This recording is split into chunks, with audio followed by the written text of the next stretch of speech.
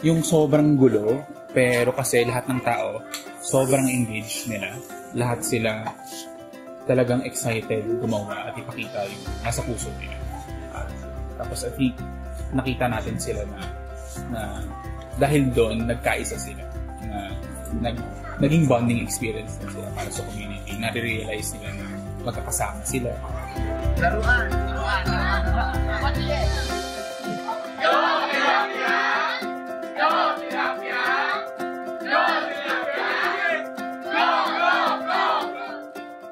Ang masasabi ko po sa 2 araw na workshop na naganap dito po sa Binangonan is maayos po, maganda, marami po kaming natutunan. Madami din po kumattend at nag-enjoy sa naganap na workshop. Tapos yung mga bata, lumalabas yung mga talent. Skills nila kung saan sila magaling. Maganda, nakaka-happy siya. Sana I'm looking forward to another, kahit hindi naman workshop, basta siguro yung mga simpleng pakikinig, pag-orient, malaking tulong siya. Lalo na sa mga kabataan, saka sa akin din bilang nanay. Yeah, masaya. Kayo ba? Pag-init.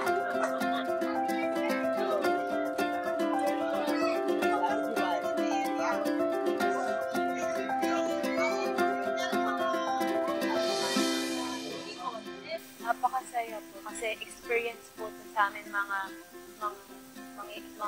kabataan po na may ganito pong experience para po sa amin. Parang opportunity na din po ito na mailabas po namin yung mga talents namin katulad po ng art, performance, tsaka po yung paggawa po ng mga kwento. Ayan o! Basic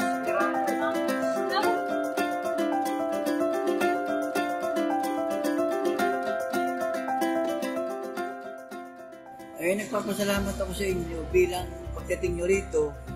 Laking bagay nga yung nasabi ko na sana matulungan nyo pa ang iba pa.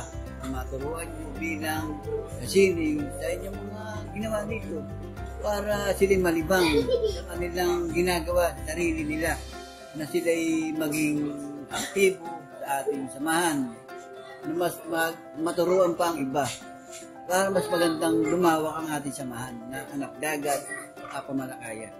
I think kailangan nyo siyang makita. Kailangan nyo matry sumali sa community work kasi iba kasi yung theories na nakita natin sa internet, sa Twitter, versus living with them, getting to experience their lives with them. Nagiging totoo yung mga things that we know in our heads.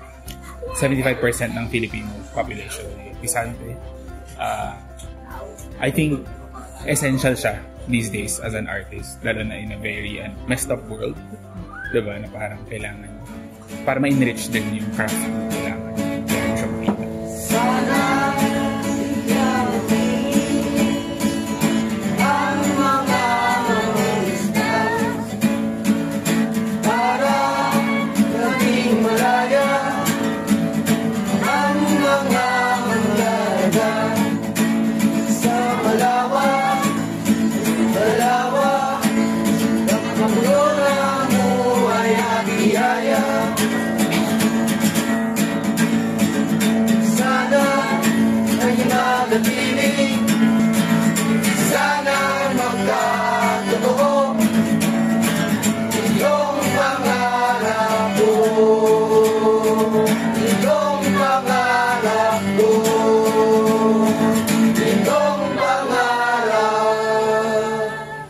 Kabataang mga Malakaya,